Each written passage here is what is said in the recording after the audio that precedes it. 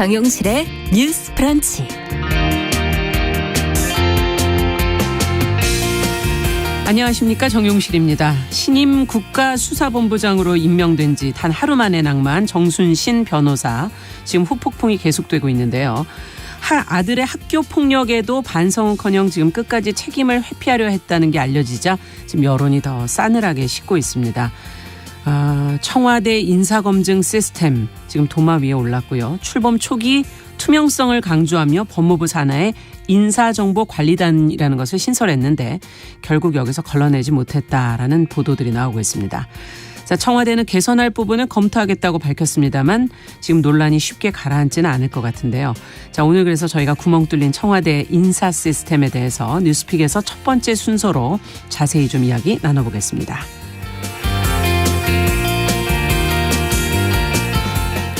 네, 세입자들을 울리는 깡통 전세 사기 근절될 방안이 하나 마련이 됐지요.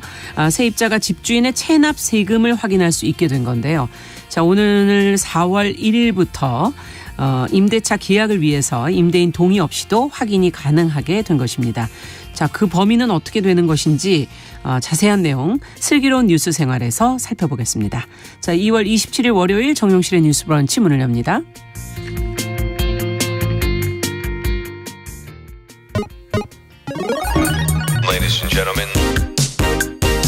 새로운 시각으로 세상을 봅니다. 정용실의 뉴스 브런치 뉴스픽.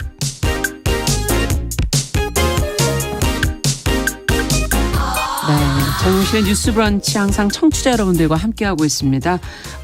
라디오, 콩 그리고 또 유튜브로 보고 들으시면서 짧은 문자 50원, 긴 문자 100원으로 하는 샵 9730 또 유튜브나 콩 앱으로는 의견 실시간으로 계속 보내주실 수 있습니다. 많은 의견 보내주시기 바랍니다.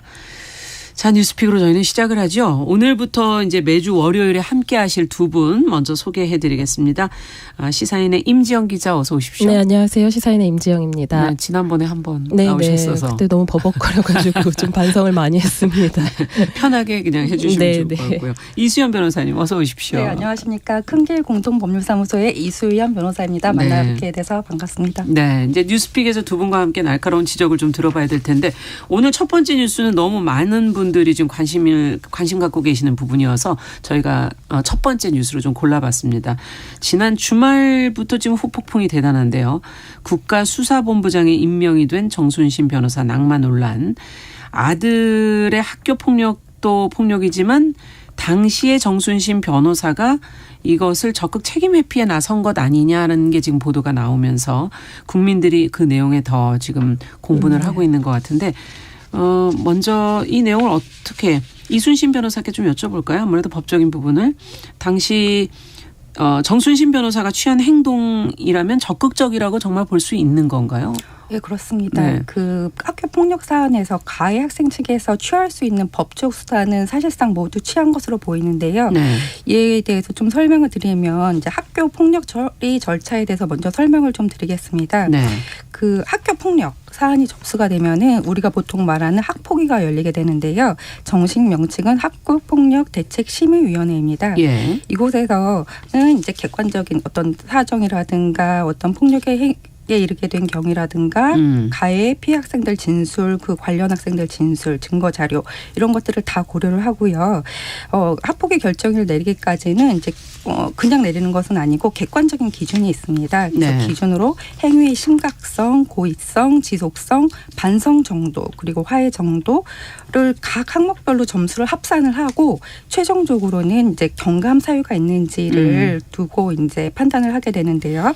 그리고 조치로는 1호부터 9호 조치가 있습니다. 예. 그래서 1호 조치는 가장 가벼운 것으로 거고. 서면 사과, 그러니까 그 사과문을 이제 피해 학생한테 건네주는 거라고 생각하시면 되시는 거고요. 그러면 9호 조치는? 예, 9호 조치가 이제 퇴학 처분인데 퇴학 처분 같은 경우는 의무 교육 과정에 있는 학생에 대해서는 적용을 하지 않고 의무 교육 과정은 현재 우리나라는 초등, 중등 과정입니다. 네. 그리고 이 사안에서 이제 내려진 전학 같은 경우에는 8호 조치로 퇴학 처분을 제외하고는 가장 중한 조치라고 할 수 있습니다. 네, 그렇군요. 이런 학폭위 조치에 대해서 그 가해 학생 같은 경우는 이제 구제 절차로 먼저 그 교육청 산하에 있는 행정심판위원회에서 이제 판단을 하게 되는데 행정심판 청구를 할 수 있고 여기에 대해서 다시 불복을 하는 경우에는 이제 법원으로 넘어가게 되는데요.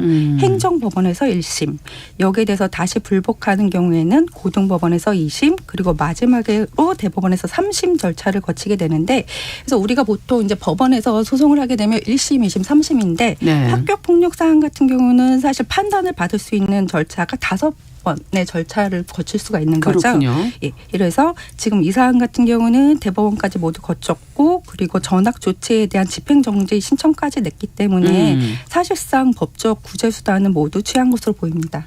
그래서 적극적이었다. 5번의 그 과정을 다 했다. 이런 말씀이신 것 같아요. 어떻게 보셨습니까?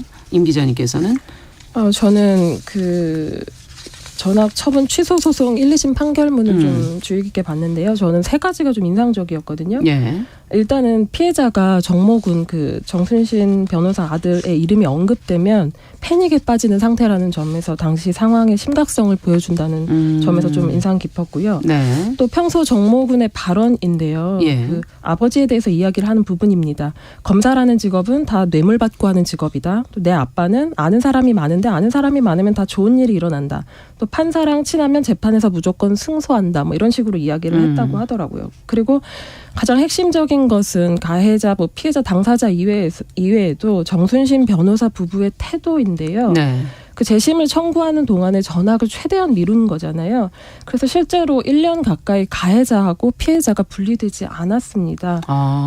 네. 그리고 또 2018년 학폭위에서 정순신 변호사 부부가 말하기를 물리적으로 때린 게 있으면 변명의 여지가 없겠지만 언어적 폭력이니까 맥락이 중요한 것 같다면서 사실상 2차 가해성 발언을 하기도 했거든요. 예.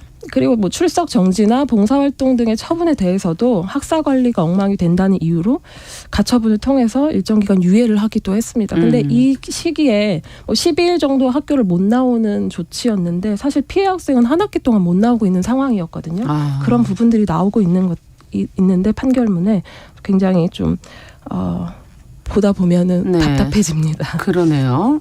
지금 이제 판결문 안에 나온 내용들은 이제 또 짚어주셨는데, 자, 이런 과정들이 지금 이제 판결문에도 나와 있고, 사실 뭐 보도도 된 적 있고, 이제 인사검증에 대한 그래서 지적이 나오지 않을 수가 없습니다. 저희가 앞서 오프닝에서 이제 대통령실에서 이 자녀 검증이 미흡했다라는 것을 인정하면서 공직 후보자의 사전 질문서를 보강하겠다 하는 입장을 밝힌 걸 저희가 청와대라고 이제 지칭을 했었는데요. 대통령실이라는 점을 다시 한번 말씀을 드리고요. 공직 후보자 이 사전 질문 이 내용도 이제 보강이 당연히 필요하겠지만 이것만으로 해결이 될 것인가 어떻게 보십니까? 인사 시스템 자체를 한번 이 김에 얘기를 좀 해봐야 될 것 같습니다. 네, 원래 인사검증은 청와대 민정수석 비서관실에서 담당을 했었는데요. 네. 윤 대통령이 이제 취임한 이후에는 대통령실을 개편하면서 이 비서관실을 폐지하고 법무부 산하에 인사정보관리단을 신설했습니다. 네. 여기서 하는 일은 이게 공직 후보자의 인사 자료를 모으고 또 어떤 위법 사항이 있는지 확인하는 1차 검증 업무를 맡고 있는데요. 네. 그 이후에 법무부가 보낸 1차 자료를 대통령실 인사비서관실에서 관리를 하고 공직기강 비서관실이 해당 자료를 바탕으로 2차 검증을 합니다. 네. 법무부가 당시 인사정보관리단이 설치될 당시에 투명성을 굉장히 강조했는데요. 그동안 음지에 있었던 인사검증 업무를 양지로 끌어내는 것이라고 설명하면서 감시가 가능한 시스템, 질문할 수 있는 영역 등의 표현을 써가면서 어떤 인사 업무의 투명성과 객관성이 제고될 거라고 강조했는데요. 사실상 이번 일로 어떤 면에서 실패했다고 보는 게 맞을 것 같습니다. 네. 어떻게 보세요, 이수연 변호사님께서는 이 부분을? 네, 지금까지 이제 그 법무부 같은 경우도 아직까지 입장을 내지 못하고 있는 상황이고 여러 가지 상황을 봤을 때 난감할 것으로 보입니다. 왜냐하면 지금 우리 사회가 학교 폭력에 대해서 상당히 이제 중하게 보고 있는 상황인데, 그렇죠. 지금 인사 검증 시스템 자체에 자녀 학폭 항목 뭐 그렇게 딱 특정된 항목은 없다고 하더라도 네. 어떤 그 인사 검증이라는 것이 시스템에 구체적으로 규정된 항목만 하는 것이 아니고 여러 뭐 세평도 수집하고 해야 그렇죠. 되는 것인데 이 사안 같은 경우에는 2018년도에 이미 KBS 9시 뉴스에 보도될 정도로 심각하게 다뤄졌는데 네. 물론 당시에 가해자가 특정이 되진 않았겠지만 그 검찰 사이가 매우 좁기 때문에 사실상 알만한 사람들은 다 알지 않았을까 하는 이제 생각이고요. 네. 그렇기 때문에 몰랐다라고 하기에는 이제 부실 검증이 될 것이고 또 알았는데도 문제 삼지 않고 인사를 진행했다고 하면은 이 사안 자체가 굉장히 중하기 때문에 이도 저도 좀 입장을 내놓기 어려운 상황이 아닌가 그런 생각이 듭니다. 네. 자, 지금 뭐 법무부에서는 아직 입장을 내지 못했다. 아까 인사검증 시스템에 대해서 이제 임 기자님께서 설명을 해 주시면서 1차 인사검증이 법무부 내 인사정보관리단이다. 그다음 2차가 대통령실 공직기강 비서관실. 그리고는 사실 이제 경찰청으로 넘어와서 외부 인사들을 포함해서 하는 종합심사위도 또 있지 않습니까? 그러니까 여러 번 지금 검증을 하게 되는 거죠. 한 번이 아니고. 네, 그 과정에서 이제 경찰청도 사실은 그 책임을 피해가기 어려울 것 같은데요. 네. 1차로 추천한 인사가 경찰청장. 네, 경찰청장이기 때문에 네. 그 부분에서도 네, 비판이 일고 있습니다. 네. 자, 지금 이제 보도 나온 내용들을 좀 토대로 보면 검사 출신들의 검증이었기 때문에 이제 구멍이 생길 수 있었던 거 아니냐 하는 지적이 나오고 있는데 이 부분은 어떻게 보세요? 당연히 이런 얘기 나올 수밖에 없는 게요. 인사검증 과정에 관여하는 사람들을 보면은 다 검사 출신입니다. 인사기획관 또 인사비서관 공직기강 비서관이 각각 그 복두규 전 대검 사무국장 출신이고 이원모 전 검사, 이시원 전 부장검사가 맡고 있는데요. 네. 또 법무부 인사정보관리단 그 1차 검증하는 그 부서도 공직 후보자의 세평을 수집하는 1담당관이 검사 출신이거든요. 네. 제 식구 봐주기 아니냐는 말이 나올 수밖에 없고요. 아까 변호사님께서 말씀하셨듯이 또 KBS가 처음 학폭으로 보도할 당시에 윤 대통령은 그 지검장이었고 네. 한동훈 법무부 장관은 3차장 검사였고 이원모 네. 인사비서관은 평검사였거든요. 그러니까 정 변호사하고 같은 검찰청에서 근무했는데 또 그 보도에 보면은 고위직 검사라고 이렇게 나오기도 하는데 네. 모를 수가 없을 것 같다는 게 상식적인 판단일 것 같습니다. 네, 그렇군요. 자, 더불어민주당 쪽에서는 지금 법무부의 인사관리단 책임론도 언급되고 있고 또 한동훈 법무부 장관 책임론까지 뭐 얘기가 되고 있는데 이 부분은 두 분께서는 어떻게 보세요? 네, 저는 일단은 인사검증의 1차 책임이 법무부에 있는 만큼 그러니까 민주당으로서는 주장할 수 있다고 보거든요. 거듭되는 네. 인사 참사에 대해서 사과하고 인사검증 라인을 문책하길 바란다고 말하기도 했는데요. 네. 그리고 무엇보다 문제는 이제 책임에 대한 부분인 것 같아요. 근데 정순신 변호사 검증 여부를 묻는 질문에 대해서 검증이 있었는지 자체를 확인해 드릴 수 없다. 뭐 이런 입장을 내놨었잖아요. 아까 네. 말했듯이. 또 국가수사본부장 후보가 인사검증 대상에 포함되는지 여부조차 이제 확인을 할 수 없다는 대답은 처음에 이제 이 기구가 출범할 때 투명성을 강조했던 것하고는 너무 무색한 결정이 아닌가 이런 생각이 듭니다. 지금은 자세한 내용을 지금 확인해 줄 수가 없다 하는 정도 선에 있는 거군요. 자, 어떻게 보세요, 이 변호사님께서는? 저도 비슷한 의견인데요. 왜냐하면 이전에 민정수석실에서 했던 것을 이제 또 절차를 더 철저히 하고 투명하게 하기 위해서 그 법무부로 옮겨간 것인데 그 옮겨갈 때도 뭐 여러 가지 또 비판의 목소리도 있었는데 근데 지금 상황에서 결과적으로는 지금 또 그 대상자가 또 검사라는 신분이기 때문에 예. 더 비판의 목소리가 클 수밖에 없는 상황이 아닌가 하는 생각입니다. 네. 자, 어제 대통령실에 이제 이도훈 대변인이 직접 브리핑을 했는데 앞서 잠시 이수연 변호사께서도 얘기해 주셨지만 공직자의 검증이라는 것은 공개된 정보, 합법적으로 접근 가능한 정보, 그리고 세평 조사를 통해서 이루어진다. 그래서 자녀 관련 문제라서 조금 미흡했다. 그러니까 이제 학교 생활 기록부라든지 뭐 소송 기록 이런 것은 그 안에는 포함되어 있지 않다 이런 얘기인 것 같거든요. 이 부분도 한번 좀 짚어주시죠, 이 변호사님께서. 네, 지금 우리나라에 있는 그 많은 기관 중에서 경찰이나 검찰은 특히나 상당한 정보력을 가지고 있는 기관이기 때문에 네. 어떤 잘 몰랐다 이런 부분은 이제 당연히 이제 받아들이기 힘들 것 같고요. 또 이 사안 같은 경우에 국민들이 더 분노하는 이유는 이 가해 학생의 학폭 사건뿐만 아니라 대처한 부모의 태도, 그리고 또 가해 학생이 소위 그 노는 아이가 아닌 서울대를 갔다는 점에서 학교폭력 그리고 입시 제도까지 연결되면서 더 큰 분노를 자아낸 것으로 보입니다. 네. 그리고 피해 학생 입장에서는 그러니까 법과 제도는 있지만 실질적인 또 보호를 받지 못한 결과가 되었기 때문에 상당한 무력감을 느꼈을 것으로 보입니다. 네. 지금 피해 학생은 어떻게 돼 있는 상황인가요, 임 기자님? 이거는 지금 보도 나온 내용들을 보면은 아직 확실치는 않습니까? 네, 확실치는 않은데요. 당시 판결문으로 저희가 추측할 수 있는 정도인데 정상적인 생활이 불가능한 정도라고 알려져 있고요.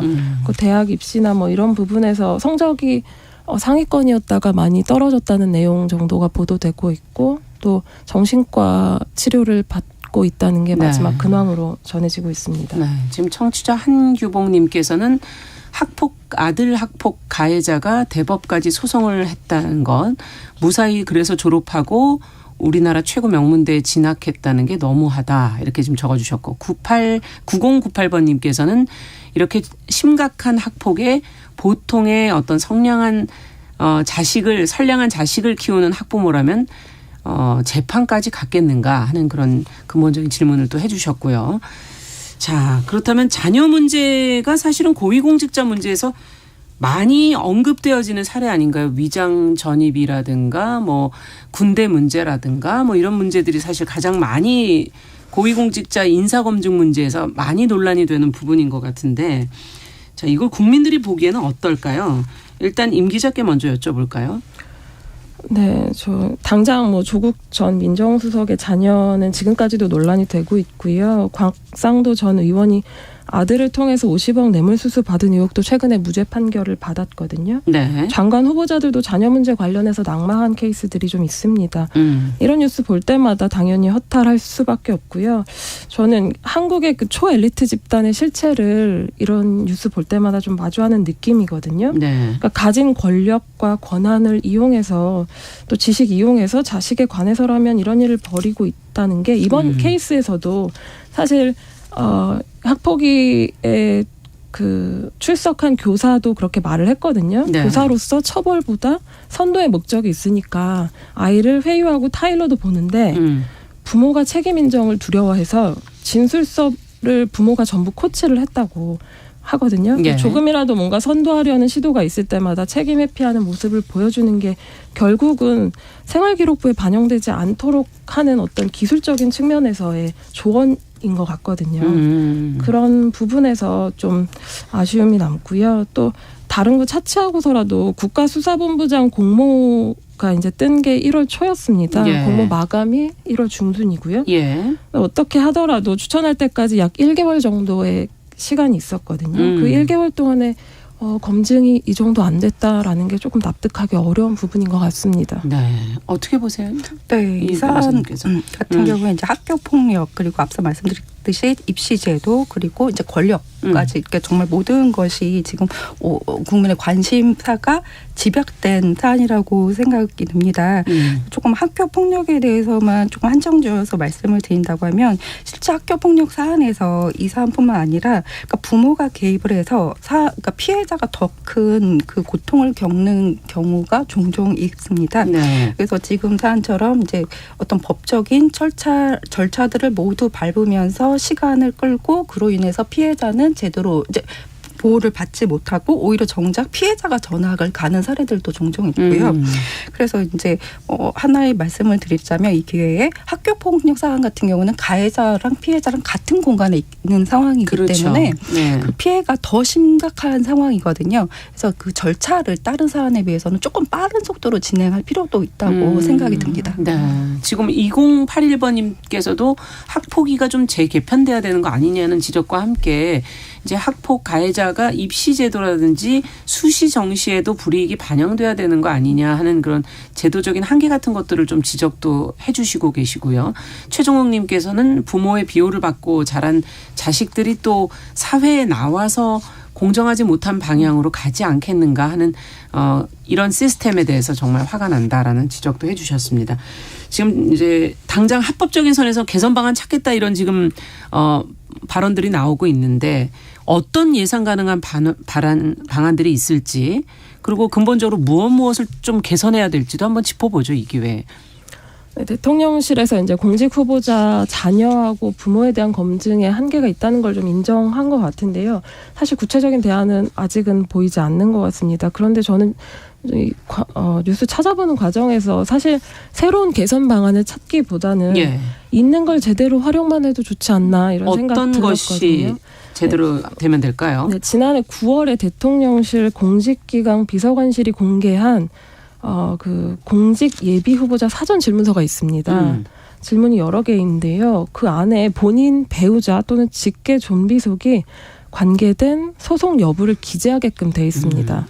이번에 문제가 됐을 때는 기재하지 않았다고 알고 있는데요. 그러니까 거짓으로 말한 거죠. 네. 근데 그렇게 했다고 당사자가 그렇게 했다고 해서 끝이 아니라 기본적으로 그 검증 테이블에서 검증을 했으면 발생하지 않았을 일일 수 있거든요. 네, 기본적인 걸 잘 지키는 것이 어떤 이번 일이 커지지 않도록 학폭 대책 마련을 강조했는데 일단은 인사검증 시스템에서는 우선할 것은 그게 아닌가 싶습니다. 네, 지금 이미 사전 질문서를 여러 장 주고 있는데 그것을 제대로 검증해내는 것부터가 시작 아니겠는가 하는 지적을 해주셨고 이수연 변호사께서는 어떻게 보십니까? 같은 내용에 덧붙여서 말씀을 드리면 이미 그 시스템이 있지만 있는 시스템도 제대로 운영을 해야 된다고 생각을 하고요. 그 시스템 자체에 부족한 부분이 있다고 하면은 이제 조금 더 보완을 해야 될 것이고 그리고 이제 시스템에 지금 이제 내용을 봐서는 이제 당사자가 인사검증 대상자가 입력을 제대로 하지 않으면은 알 수가 없다라는 것은 변명으로 들릴 수밖에 없고 왜냐하면 그것을 다시 검증을 하는 것이 지금 이 맡은 업무 일이기 때문에 그렇죠. 그러면 그 당사자가 기재한 대로만 한다고 하면은 사실 검증 시스템 자체가 필요가 없는 것이죠. 네. 그래서 그리고 이 지금 만약에 이미 알고 있었음에도 불구하고 그런 부분을 간과하고 넘어갔다고 하면은 사실 그 부분은 좀 더욱 심각하다고 여겨집니다. 네. 앞으로도 지금 인사검증의 문제는 저희가 한번 따로 논의를 좀 더 해볼 필요가 있을 것 같습니다. 앞으로 어떻게 시스템을 만들어야 이러한 문제들이 발생하지 않을지 한번 저희가 차후에 좀 논의를 해보도록 하고요. 첫 번째 뉴스는 여기서 마치도록 하죠. 자, 두 번째 뉴스로 가보겠습니다. 요즘에는 그 소아과가 생겨도 지금 의사가 부족하다 이렇게 지금 보도가 나온 지가 여러 번 됐고 저희도 응급 시스템에도 지금 이제 문제가 있는 것을 보도해드린 적이 있었거든요. 일단 임 기자께 먼저 여쭤보죠. 지난주에 정부가 지금 현 정부 들어 세 번째로 소아 의료 체계 개선 대책을 세 번째로 지금 내놨다고 하는데 어떤 대책이 나온 겁니까? 네, 의사가 부족해서 소아 청소년과 진료 차질이 심해서 정부가 대책을 냈는데요. 네. 현재 10군데인 어린이 공공 전문 진료센터를 올해 4곳 더 늘리고 또 시설과 장비 예산 지원을 확대하는 내용을 담고 있습니다. 또 지금 8곳인 소아 전문 응급의료센터를 4곳 추가 설치하고 소아암 지방 거점병원 5곳을 육성한다는 계획입니다. 또 신규 지정 센터에는 초기 시설과 장비 도입을 지원하고요. 기존 센터에는 시설과 장비의 기능을 높일 수 있도록 돕는 내용도 담고 있습니다. 네. 비용과 관련한 보상안도 있는데요. 네. 병의원급 신생아실의 입원 수가도 높이고 또 입원 전담 전문의가 소아를 진료할 경우에는 소아 연령 가산을 적용하는 방안도 검토하고 있습니다. 네. 또 소아 중환자실 입원료를 인상하는 내용도 담고 있는데요. 네. 또 야간하고 휴일에 외래 진료를 하는 병원이 있는데 달빛 어린이 병원이거든요. 네. 이 부분에 대한 수가도 높인다고 합니다. 네. 또 소아의 갑작스러운 증상에 대해서 의료인이 24시간 전화 상담을 하는 소아 전문 상담센터 시범 사업을 추진한다고도 밝혔습니다. 네. 지금 여러 가지 대책을 지금 내놓긴 했는데요. 특히 이번 대책에서는 보니까는 이제 중증 소아 환자의 전문 치료를 위해서 어린이 공공 전문 진료센터를 지금 늘리는 부분, 그다음에 소아암 지방 거점 병원도 육성하겠다 이런 내용들이 들어가 있는데 아이들의 이렇게 우울증의 질환들 꼭 필요한 부분인 것 같고 근데 문제는 이렇게 뭐 10곳으로 늘리고 뭐 4곳으로 늘리고 해도 거기에 의사 선생님들이 계셔야 되는 거 아니에요? 지금 그게 문제 아닌가요? 네, 저희가 이 부분을 잠시 후에 저희가 계속 좀 논의를 해보겠습니다. 저희가 뉴스픽 잠시 후에 이어가겠습니다. 잠시 후에 뵙겠습니다.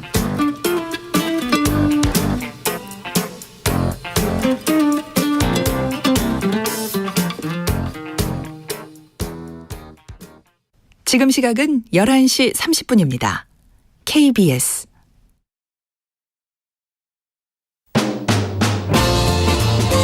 여러분은 지금 KBS 1라디오 정용실의 뉴스 브런치와 함께하고 계십니다. 네, 뉴스 브런치 뉴스픽 이제 두 번째 뉴스 저희가 들여다보고 있었습니다. 임지영 기자가 이제 간단하게 지금 나온 정부의 대책, 소아의료 체계 개선 대책을 설명을 해주셨고 지금 제가 그 질문을 드리면서 이제 마무리가 됐는데 그 필요한 부분들이 이제 들어가 있지만 의사 선생님들이 부족한데 이건 어떡하냐. 도대체 왜 그런 거냐라는 질문을 지금 드리려고 했거든요. 어떻게 보세요? 자료들을 보시니까 이 변호사님. 네, 그러면 이번 대책에서 보면은 이 의사 선생님들 숫자 확대 대책은 이제 빠졌는데요. 네. 의사 수 확대는 결국 의대 정원 확대로 연결이 될 것 같긴 합니다. 근데 이 부분에 대한 언급은 없고 수가 인상 그리고 근무 환경 개선 등을 대책으로 내놓았습니다. 네. 그런데 이것만으로 소아과 지원 의사가 늘 것인가에 대해서는 회의적인 시각이 많습니다. 근데 또 한편으로는 의사 정원을 늘린다는 것만으로 이러한 문제가 해결이 될 것인지는 의문인데요. 왜냐하면은 인구 감소 그리고 어린이 수 급감이 근본적인 원인이기 이쪽을 때문입니다. 지원 안 하는 이유가. 네, 그렇습니다. 네. 근본적인 원인은 지금 인구가 감소하고 어린이 수가 줄어든다는 건 우리 모두가 다 알고 있는 상황인데요. 그렇죠. 그리고 그래서 이제 의사 정원을 늘린다고 할 때 앞으로 이제 뭐 의대 6년 인턴 레지던트 과정을 거치면 10년 이후에나 이제 인력이 배출될 것이고 그리고 시간이 너무 많이 걸리는군요. 그렇죠. 네, 그리고 그렇게 또 늘어난 인원이 소아과 같은 필수 인력 분야에 지원을 할 것인가? 그리고 지원을 하지 않는다고 하면 지원을 강제할 수 있는가에 대한 근본적인 문제가 여전히 남는다고 보입니다. 네. 무엇보다 이제 어린이 응급 환자 문제가 심각한 거 아닌가요?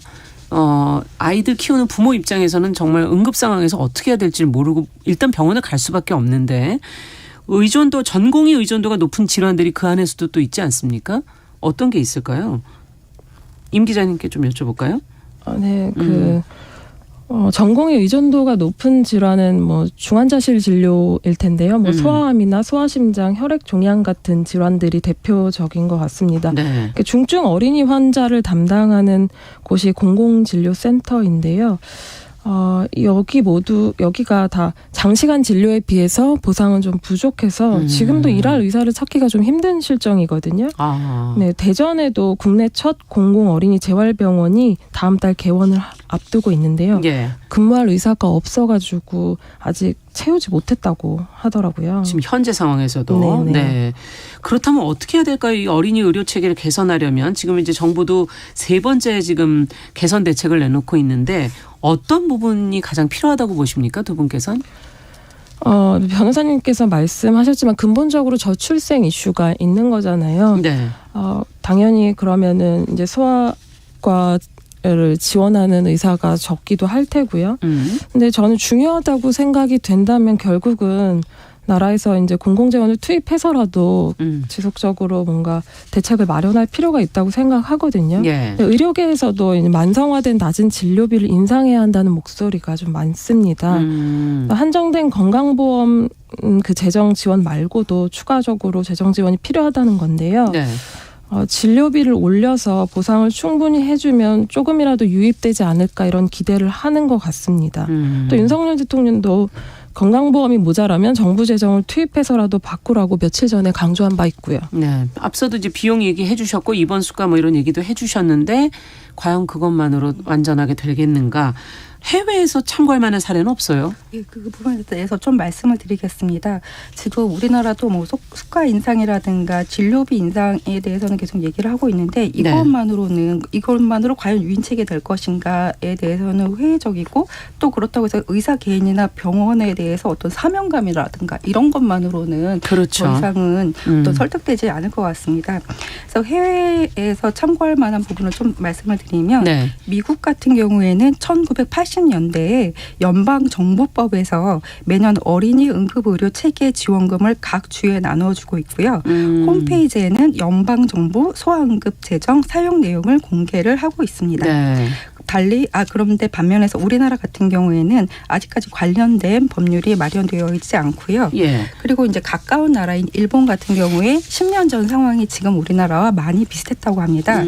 그래서 당시 일본 정부와 각 지방 정부는 그 국민의 생명과 직결되는 필수 의료를 담당해서는 어린이 병원, 거점 소아암 병원과 같은 경우에 1년에 200억에서 300억 정도의 운영비를 지원을 하고 있고 네. 그렇게 국가에서 재정을 투입받은 그 병원들은 환자 수나 그리고 상관없이 어떤 인력이나 어떤 시설과 같은 것들을 갖추고 환자를 진료를 하고 있다고 합니다. 네, 그러니까 다 국가 지원으로 지금 되고 있는 사례들을 얘기해 주셨는데 근본적인 대책 그러면 인력 확충은 어떻게 해야 될까요? 한마디씩 두 분께 말씀 듣고 마무리해 볼까요? 네, 소아과 관련해서는 시도 간 불균형도 굉장히 심하거든요. 네. 시도 혹은 권역 단위로 묶어서 그 지역에 필요한 의사 인력을 양성하는 수련제도 이런 방안도 이야기가 나오는데요. 네.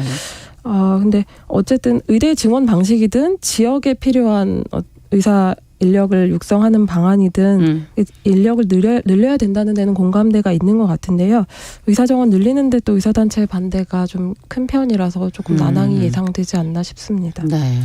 이 변호사님께서. 일단 보상이라는 부분이 1차적으로 주어져야 되는 거는 맞다고 생각을 하고요. 네. 근데 아까 처음에 말씀드렸듯이 이게 장기적으로 봤을 때 단기간 이제 그 개별 의사들에 대한 보수 인상만으로 해결될 문제는 조금 많은 것 같아서 근데 이 부분은 진짜 어려운 문제더라고요. 그래서 좀 길게 보고 사실은 그 현장에 있는 목소리 그리고 그 실제 입법을 하고 집행을 하시는 분들이 좀 다 모여서 이거는 논의가 좀 더 필요하다. 정말 치열하게 논의를 해야 될 것 같습니다. 네. 네.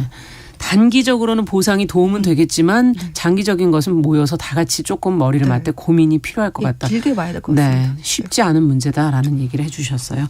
자, 저희도 지금 여러 번 다루고 있는데 조금 더 깊이 있게 한번 더 나중에 논의를 또 해봐야겠습니다. 자, 오늘 뉴스픽 여기서 마치도록 하겠습니다. 임지영 시사인 기자 그리고 이수연 변호사 감사합니다. 감사합니다. 감사합니다. 남성의 입장에서 여성의 입장을 이해하는 그래서 사실 이 역지사지의 태도가 한국 사회로 지금 필요한 것이 아닌가. 어떤 사람들은 삼루에서 태어났으면서 자신이 삼루타를 친 것처럼 생각하며 살아간다라는 말이 있어요. 해충이다, 이충이다 이거는 순전히 사람의 그 잣대로 이야기를 하는 거예요.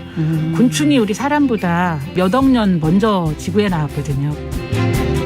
세상을 보는 따뜻한 시선 정용실의 뉴스 브런치.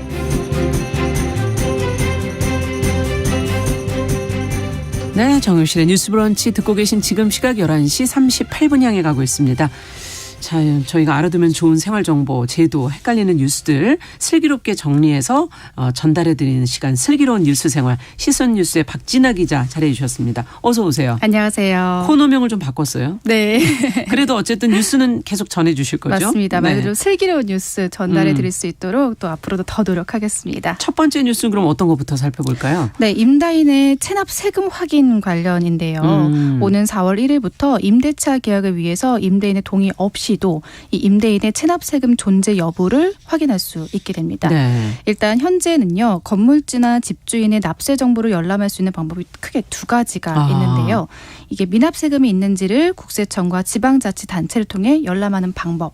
이 한 가지가 있고요. 네. 또 임대인한테 직접 세금 체납 유무가 드러나는 납세 증명서 좀 주십시오. 이렇게 제시받는 방법이 있습니다. 네. 이 열람을 그럼 언제 요구할 수 있는 거예요? 지금 앞서 국세청, 지방자치단체 네. 통해서 이제 열람하는 거. 이건 어떻게 할 수 있는 건가요? 일단 언제 요구할 수 있냐 그 부분이 좀 중요한 것 같은데요. 음. 현재는 두 가지 방법 모두 다 임대차 개혁 전에만 가능합니다.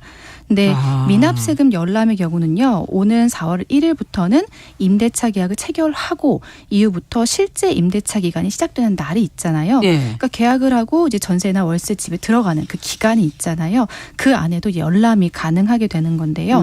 임대차 계약을 체결한 후에 잔금을 치르는 사이에 발생할 수 있는 이 체납 사실도 확인이 가능하고 이때 이걸 보고 계약 해지도 할 수가 있는 거죠. 그렇군요. 네. 사실은 그 사이에 그러니까 일단 계약을 해놓고서도 그 안에 체납하는 경우도 있는 거군요. 그렇습니다. 기록이 그전엔 안 나오게 했다가. 네, 맞습니다.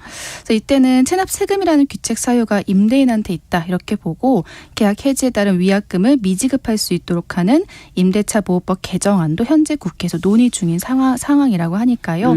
이 부분은 조금 더 계속해서 지켜봐야 되지 않을까 싶습니다. 그렇군요. 그러려면 이제 개정안도 지금 국회 통과를 해야 되고 납세 정보가 개인 정보이기 때문에 이게 임대인의 동의가 있어야 되는 거잖아요. 그렇죠. 사실 임차인의 입장에서는 좀 요청하기가 좀 껄끄럽고 불편한 부분이 있을 수가 있거든요. 네. 말씀하신 것처럼 개인정보기 때문에 동의가 필요한 것도 사실이고요. 근데 이 오는 4월 1일부터는요. 보증금이 1,000만 원을 초과하는 임대차 계약이라면 임대인 동의 없이 세무서장이나 지방자치단체장에게 미납세금 열람을 신청한다 이렇게 신청하실 수가 있습니다.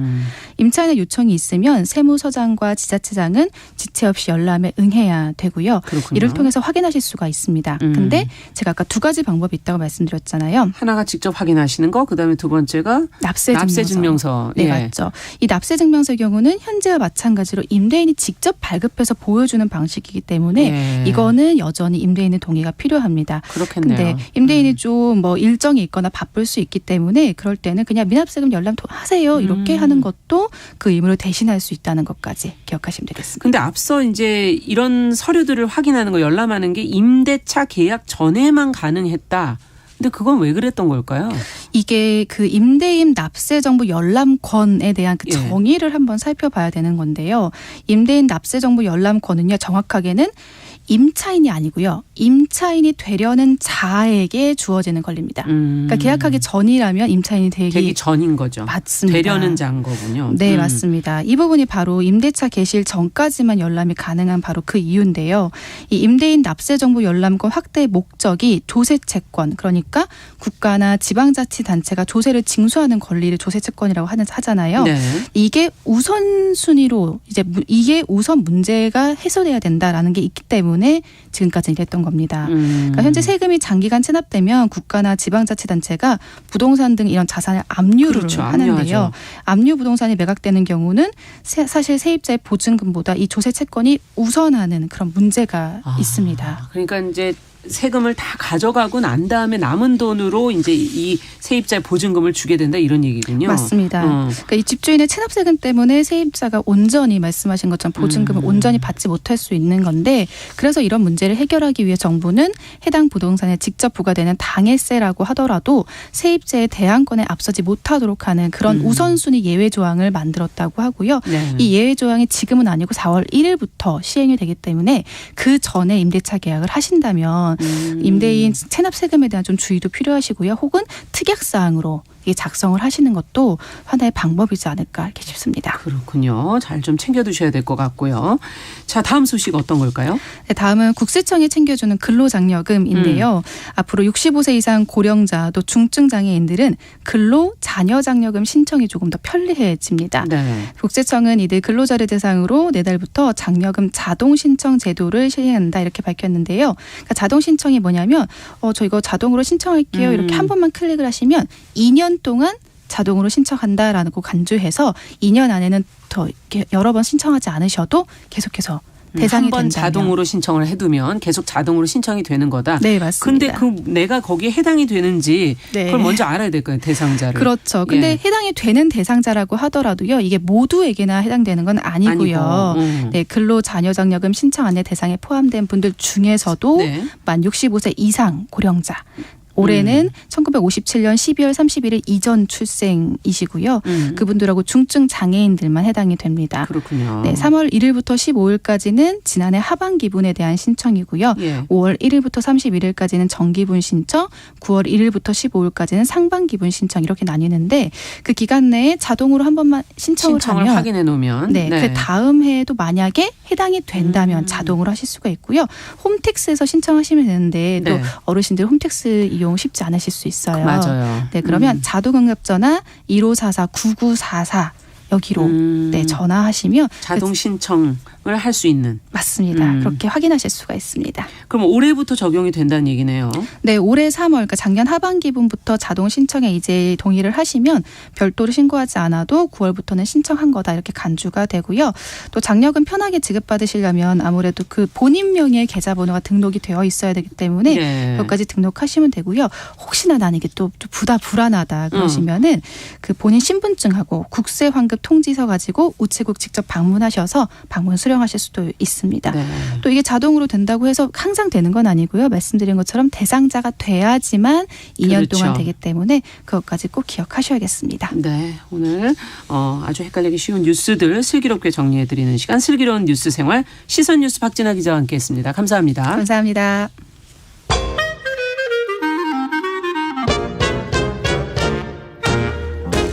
모두가 행복한 미래 정용실의 뉴스 브런치.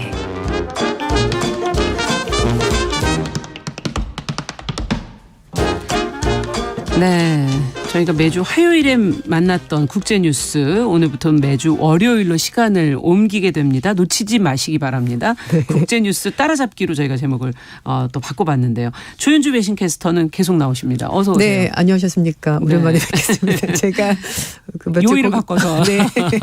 그 자리도 잠깐 바뀌니까는 재밌으셨어요? 아, 좀 되게 긴장되고. 새롭죠? 네. 너무 그 자리가 압박감이 커요. 네. 이렇게 출연자 양쪽에 있으니까 맞아요. 얘기 네. 머리가 너무 복잡하고 맞아요. 그래서 진짜 힘든 일을 하시는구나. 다시 한 번 더 느꼈습니다. 네. 네. 오늘 저희는 이 국제뉴스 중에서도 특히 계속 지금 이어지고 있는 네. 우크라이나 전쟁 얘기를 좀 해보고 싶습니다. 벌써 1년이 지났고 네. 이 서방 국가들은 지금 많은 지원을 하고 있고 러시아에 대해서 지금 제재를 가하고 있는데 이런 상황 속에서도 지금 이게 전쟁이 끝이 안 나고 계속 이어지고 있는 것은 정말 무엇일까? 네. 또 중국은 우크라이나 전쟁 중단해야 된다면서 지금 평화 중재자 모습을 지금 보여주고 있거든요. 네. 전쟁 종식을 위해서 어떻게 해야 될지 지금 좀 정리를 한번 해보죠. 네. 24일이 전쟁 발발한 지 딱 1년 되는 날이었습니다. 네, 그리고 나서 그 다음날 25일 날 주요 20개국 재무장관들이 러시아 규탄하는 성명을 발표했는데요. 하지만 중국과 러시아가 반대하면서 합의는 이루지 못했습니다. 개최국이자 주요 20개국 순환 의장국인 인도도 이 우크라이나 전쟁에 문제가 있다라고 얘기를 하면서도 결국은 서로 의견 차이를 좁히지 못했다라면서 약간 미온적인 태도를 보였고요. 독일의 재무장관은 중국이 규탄에 동참하지 않은 것은 참 유감이다라고 말했습니다만 또 인도 재무장관은 공동선언문 없이 설명만 나왔지만 그래도 일부 진전이 있었던 것 아니냐라고 말하면서 또 나라들마다 입장 차가 있었고 그러네요. 특히 인도와 중국은 이 우크라이나 전쟁 기간 동안에 러시아로부터 많은 원유를 수입하고 있는 나라입니다. 그래서 입장들이 조금 애매한 그런 네, 발언들이 맞아요. 나오는군요. 근데 지난주 이제 바이든 대통령이 우크라이나를 깜짝 방문을 하고 네. 왕이 중국 외교부장이 이제 러시아를 또 방문을 한 모습이 네. 사진이 이제 보도가 됐었어요. 네. 그래서 약간 예. 대리전 같다? 이런 얘기도 나왔었거든요. 그래서 말씀하신 것처럼 동유럽을 간다고 했었는데 갑자기 우크라이나를 깜짝 방문한 네. 겁니다. 굉장히 비밀리에 이제 이동이 됐었고요. 그 과정에서 또 왕이 중국 외교부장은 러시아를 가서 푸틴 대통령 만났습니다. 푸틴 대통령은 왕이 외교부장에게 러시아와 중국 두 나라의 협력이 국제정세 안정에 매우 중요하다. 이렇게 좀 굉장히 끈끈한 유대를 보여주기도 했습니다.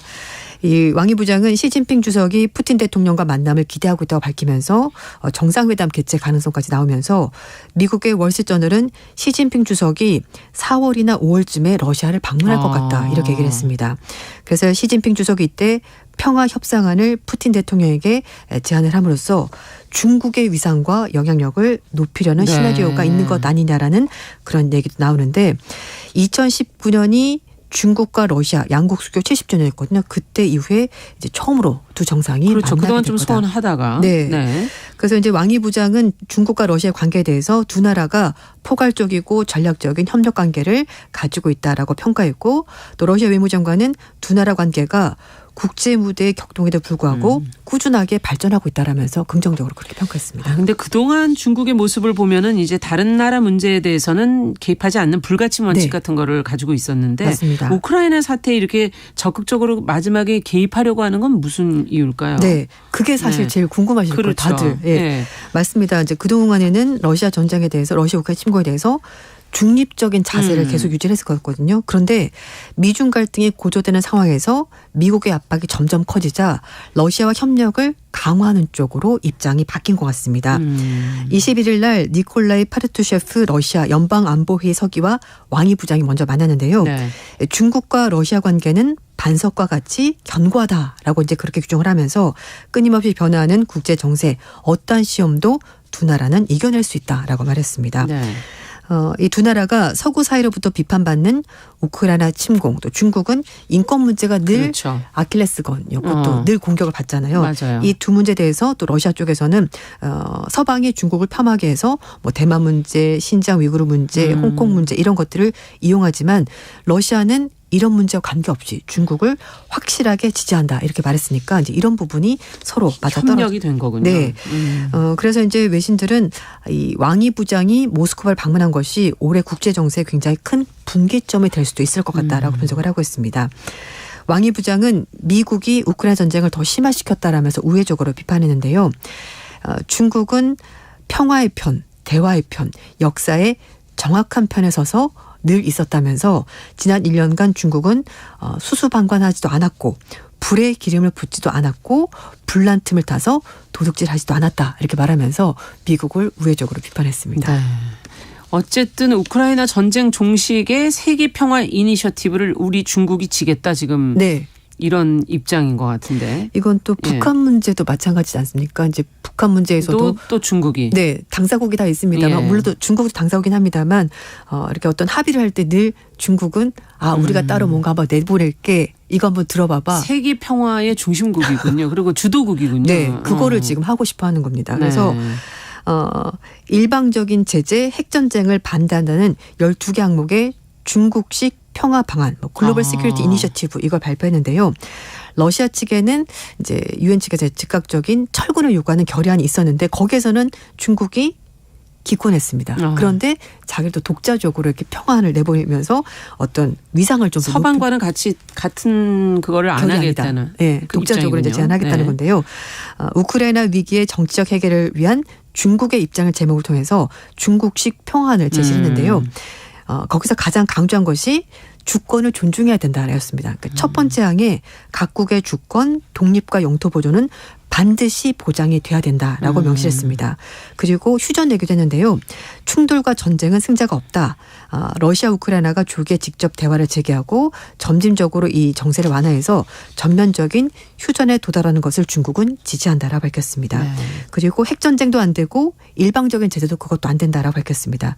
그러니까 러시아 측에는 핵 얘기 자꾸 꺼내지 마라. 이제 이렇게 이제 좀 다독거렸고요. 그리고 서방 국가들이 러시아에 대해서 일방적으로 제재하는 것도 반대한다라고 입장을 밝혔습니다.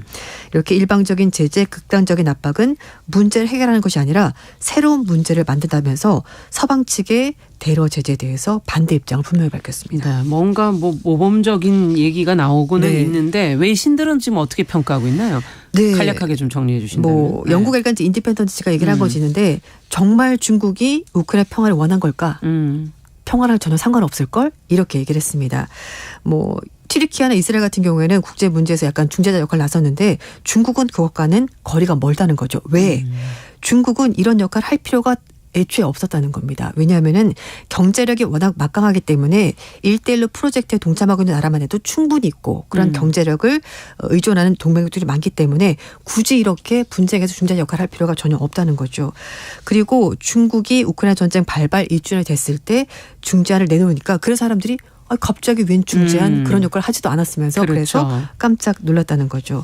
그리고 또 하나 지적한 것이 중국이 내놓은 평안이 모순 그 자체라는 겁니다. 앞에 1항에서 각국의 주권, 독립, 영토 보존 반드시 지켜야 된다라고 말을 했는데 러시아는 일방적으로 우크라이나 영토를 침입했었고 침공했고 그리고 크림반도를 일방적으로 병합하지 않았냐. 이거는 완전히 모순되는 일이라면서 꼬집었습니다. 그리고 서방 국가들이 러시아에 대해서 제재를 가하는 것이 일방적인 냉전 시대의 산물이다라고 주장을 하고 있는데 하지만 이런 모든 것들이 결국은 중국 입장에서는 뭐 긴장 완화에 도움이 되지 않는다라고 말을 하면서도 결국 러시아가 우크라이나 침공을 한 것은 중국이 직접적으로 비판하지도 않고 있고 거기에다가 러시아의 모든 행동에 대해서 중국은 우리의 우정에는 한계가 없다라는 일방적인 얘기를 하고 있기 때문에 어느 쪽으로 편이 서 있는지가 좀 명확한 거잖아요. 네. 그렇기 때문에 이게 중국이 말하는 평화안과는 굉장히 모순적이다라고 얘기를 하는 겁니다. 또 하나는 23일 날 유엔 회원국들이 우크라이나 전쟁 맞이해서 긴급 특별총회를 했거든요. 거기서 우크라이나 평화 원칙에 관련된 결의안을 채택했는데 중국은 기권했습니다. 인도와 마찬가지로. 그렇기 때문에 평화를 원한다면서도 국제사회에서는 평화와 관련된 행동을 하지 않는다. 그러니까 중국의 이런 행동들이 진짜 평화를 원하는 행동이 아닌 것 같다라고 서방 언론들은 보는 겁니다. 뭐 일단 러시아에 좀 기울어져 있는 입장이 확연히 보이기 때문에 과연 제대로 될 것인가 하는 의문도 들고 중국의 의도는 뭘까요? 그렇다면? 네. 결국은 중국이 이런 여러 가지 것들을 내놓고 하는 이유가 중재자 역할도 물론 하겠다는 것이 결국은 중국이 건설적인 역할을 계속하는 것이고 그리고 나중에 전쟁이 끝나고 나서 전후 재건을 할 때 중국이 뭔가 큰 역할을 해볼 용의가 있다라는 의도가 깔려 있는 건데요. 실리적인 의도가 있는 거군요. 그 마지막 조항에 중국은 건설적인 역할을 계속하기를 원한다. 그리고 중국이 이를 위해서 협력적이고 건설적 역할을 할 용의가 있다는 얘기가 결국은 전쟁 이후 재건 사업에 참여할 때 중국이 주도적인 역할을 하겠다는 의도가 더 이상 늦춰지면은 들어갈 타이밍을 놓치니까 지금은 들어가야겠다. 그렇게 얘기를 하는 겁니다. 그래서 결국 CNN 방송은 중국이 우크라이나 전쟁을 침략이라고 인정하지 않고 러시아에 대해서 외교적으로 경제적으로 지원하는 것은 결국 중립적이라고 볼 수가 힘든 것 아니냐라고 얘기를 하는 겁니다. 결국은 또 중국도 중립을 외치면서 실질적으로는 러시아를 지원하고 있거든요. 대러 제재 때문에 러시아가 여러 가지 수출을 못하게 되는데 그 모든 제품들을 중국이 적극적으로 싸게 사들이고 있기 때문에 결국은 중국이 원하는 것은 어쩌면 근본적으로 평화라기보다는 전쟁이 끝나고 나서 재건. 경제적인 이득, 실리. 그리고 이제 미국은 나토, 유럽연합을 중심으로 동맹국을 챙기고 있지만 중국은 아세안이나 뭐 아랍리그 또는 아프리카 국가를 중심으로 해서 자기들의 세력을 다시 한 번 더 결집시키는 그런 구도를 만들려고 하는 것 아닐까. 왜냐하면 이런 나라들이 전쟁 동안에 원자재 가격이 올라서 굉장히 피해를 많이 봤거든요. 그런 실리가 중국에게 깔려 있는 것 같다라고 보는 겁니다. 영향력도 확대하고 경제적 이득도 챙기고 일거양득. 국제 뉴스 따라잡기. 저희 오늘 러시아 우크라이나 전쟁 1주년이 지나면서 저희가 한번 정리를 해봤습니다. 조윤주 외신캐스터와 함께했습니다. 감사합니다. 네, 감사합니다. 정용실의 뉴스 브런치 월요일 순서도 여기서 인사드리겠습니다. 저는 내일 다시 뵙겠습니다. 안녕히 계십시오.